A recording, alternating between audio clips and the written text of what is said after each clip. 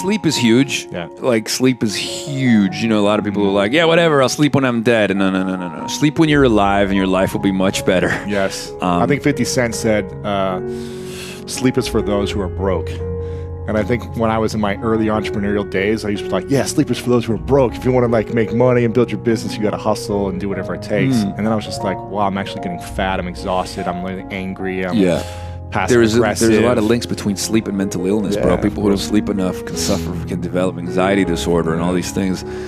So sleep is huge for me. And I like my mornings. I like usually my mornings to be, I like like 2 or 3 hours to like drink like some coffee. Philosophize. I like to do some exercise in the morning, just whatever, like some push-ups, some pull-ups, just kind of some quick get it out of the way.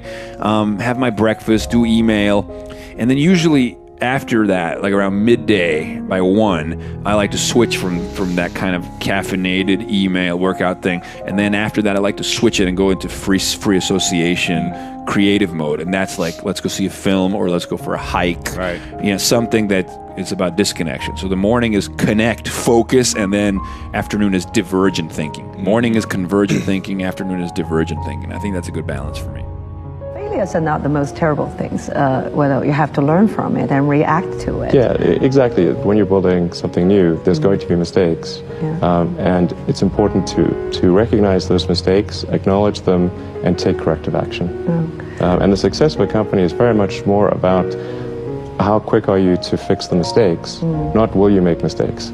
Or admit mistakes. Yeah, absolutely. Yeah. And if you see the difference between a startup that is successful and one that is not, and it's because the successful one, they both made mistakes, but the successful one recognized the mistakes, fixed them very quickly, and the unsuccessful one tries to deny that the mistakes exist. You know, extremely smart people are sometimes quite arrogant because they believe in what they believe in, right? And so when they face criticism, it's less likely to admit, you know, they can make mistakes. Was that in your case? I learned it when I was studying physics. You know, in physics, you're taught to always question yourself. You're taught to always assume that you're wrong, not assume that you're right, and you have to prove yourself not wrong. And so I think that physics framework is really where I learned it, and it's very effective for learning counterintuitive things that aren't obvious. So you are very famous in saying that failure is actually an option, and if you're not failing, that means you're not innovative enough. Yeah, I mean, it's not like I like failure. I mean, who likes failure is terrible, but if you only do things that are certain to succeed, then you're only going to be doing very obvious things. Well, with respect to failure, it's terrible, but necessary. If you are going to try something hard, if you're putting yourself out there in some way, there are going to be times where you screw up or you don't succeed. Or there are times where you do everything right and you still don't succeed. But that's not just true of politics or running a non-for-profit. That's true. Some of you talked about being entrepreneurial. If you're starting a clothing line, that's a cutthroat business. I'm sure I have every confidence that you're going to succeed at some point, but you'll go through some failures. And I think that the most important thing, and this is a little bit of a cliche, but sometimes cliches are true, is to learn from those failures and to have a sense of resilience and be able to examine what is it that I did not succeed at, why didn't I succeed, and what do I need to do better.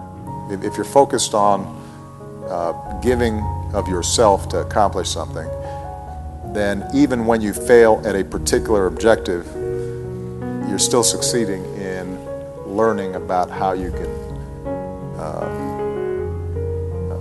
accomplish those goals. Address challenges head on. I'm reminded of the plant manager who asked his lead engineer to explain her hiring process. She said, well, I fill a bathtub with water and offer the applicant a teaspoon, a teacup, and a bucket. Then we ask him or her to empty the tub. I get it, the manager said. A go-getter will use the bucket. No, the engineer said. A go-getter will pull the drain plug.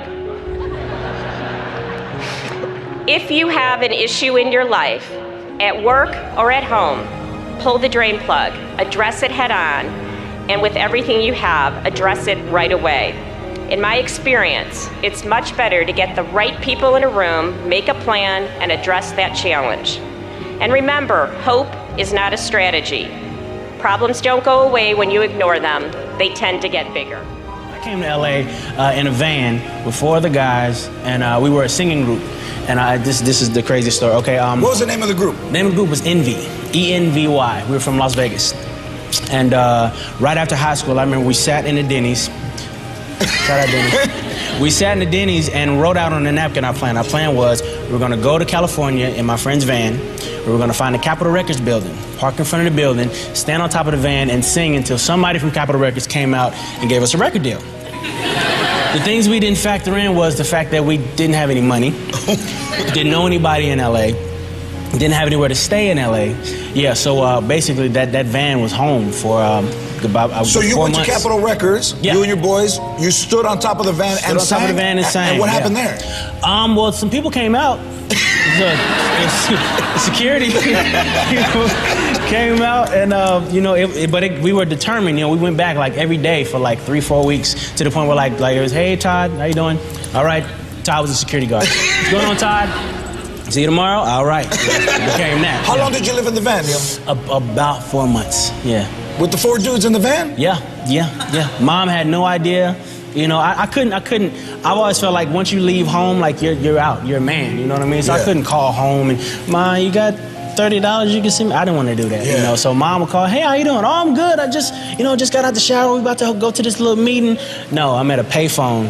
Wow, man. Around the corner from Capitol Records. Like, That's deep. That's deep. Yeah. And you stayed with it, and you became successful. We So stayed with it. congratulations, man. Absolutely. Keep that dream alive. There's a lot of young actors and musicians today, they kind of spin out of control a little bit. Why are you so good at just like making, your career is amazing and you're just making the right decisions all the time? Oh, thank you, that's really nice to hear. I guess I've just been really lucky in the sense that I've been offered a really diverse and interesting range of roles, and I've just tried to do things that slightly terrify me every time, I guess. I mean, almost every project I've done since Harry Potter, I've felt really, really scared to start. So I've just kept trying to challenge myself, really. In the beginning, I didn't manage my career. It was managed by somebody else. So I went into a lawsuit, and I was not in control of my, intellectual things, and so So I realized that. So that's the beautiful part about, what I went through, that I realized that I was not really leading that side of my life. Yeah. I was pretty much a follower and employee, Right. which then I find out that I got a lot of guys in Hollywood go through it. They don't really own the intellectual property. Yeah. And so that was a great thing. And from that point on, I learned, okay, so I have to pretty much understand that I have to lead that world as well. Yeah. In order for me not to have that experience again. Mm-hmm. And so I went back. I went all the way to bankruptcy. I already knew how to be without money. Right. So it wasn't a big deal for me. And the show was taken off at this time, and everything was gone. It's just I have no money. Wow. You know what I mean? I have zero money. I have this popularity, and I have this relationship, with the networks. But when it came to money, working for so many years, I had zero. So I went back to my old self. So it was like a slap in the face from life, and like snap out of it, and and understand that you have to also lead this side of life. So I took it that way. I took it in a very optimistic, very positive way, and I didn't really dwell on that one. Yeah. For me, like bankruptcy wasn't a big deal. Money is not a big deal for me, even though I make good money. Yeah. What's for me is about the goal in life I have, the mission. Yeah. Money is a byproduct. Money follows. I don't follow money. So for me, that wasn't so much me. It's about the pack, the family, the well-being, and all of that. That's why I have such a hard time dealing with, because I was doing everything by the book. Yeah. I was a good follower. I was a good team member. I work hard. I had great positive energy. But then this thing happened, and it needed to happen. Now it's just the greatest thing that happened to me.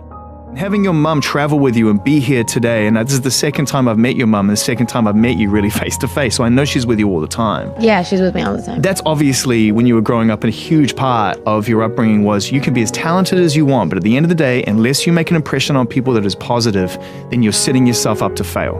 Yeah, I mean, for sure. And I feel like it's not even thinking about that with that intention, because I feel like you can't just be nice because you know, you don't want to fail or you want people to like you. I feel like she's just always taught me that more important than anything, than being talented, than being, you know, all of these qualities that are great, being brave, being smart, being talented, you know, being, you know, independent. Hardworking. Yeah, all of that stuff. Nothing is as important as being kind. Like, I think being kind is the most important thing you can be. And she's always, you know, told me that's the most important thing in people, period, no matter who they are.